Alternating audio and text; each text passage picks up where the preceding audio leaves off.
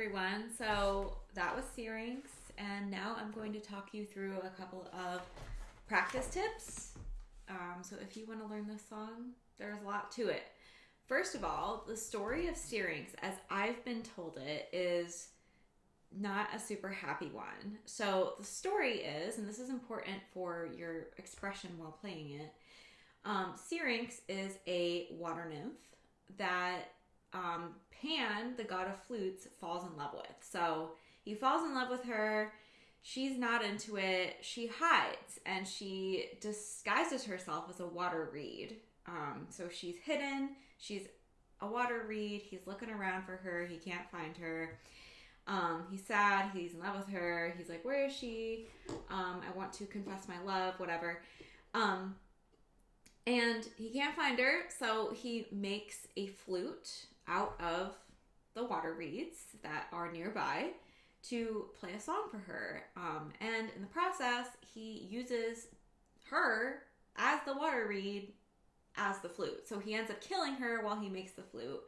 And he doesn't realize that until afterward. So tragic love story, and however you choose to interpret it, I think it's really useful to kind of put this into the music. Like, what's the moment when he realizes what he's done? What's the moment when she's running away from him? What's the moment when she's hiding? I think that if you can tell a story in your mind while you're playing, then you can communicate that to your audience. So that's the story.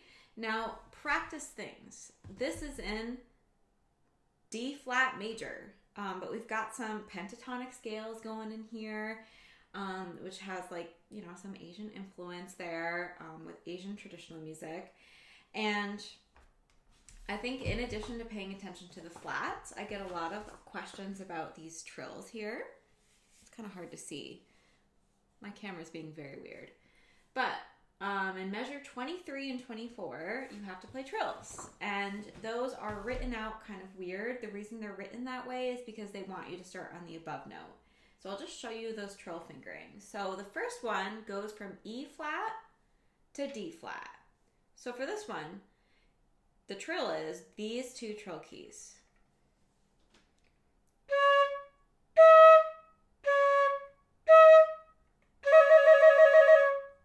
However, since you have to start on E flat, I like to literally just do the E flat fingering, then D flat, then trill. So it'll sound like this.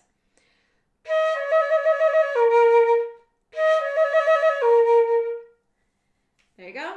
The other trill fingering is G flat to F, which you're going to do by just moving one finger. So G flat, F, and then that's your trill.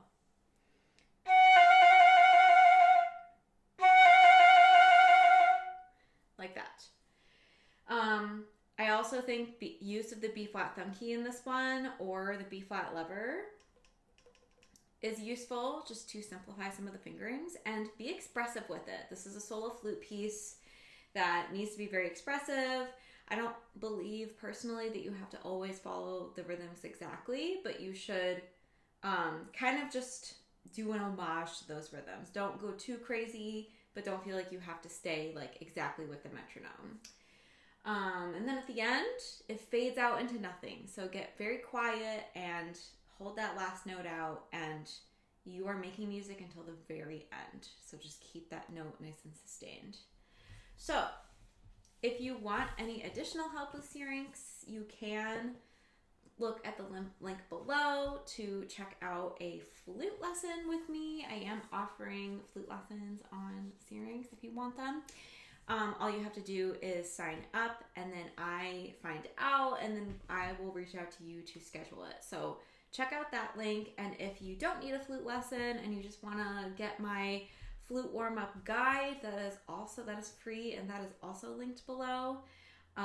All the flute warm-ups I do every day, a lot of which will be helpful for Syrinx and just flute in general. They're pretty awesome. So thanks for watching, have fun practicing, and hope to see you soon. Bye!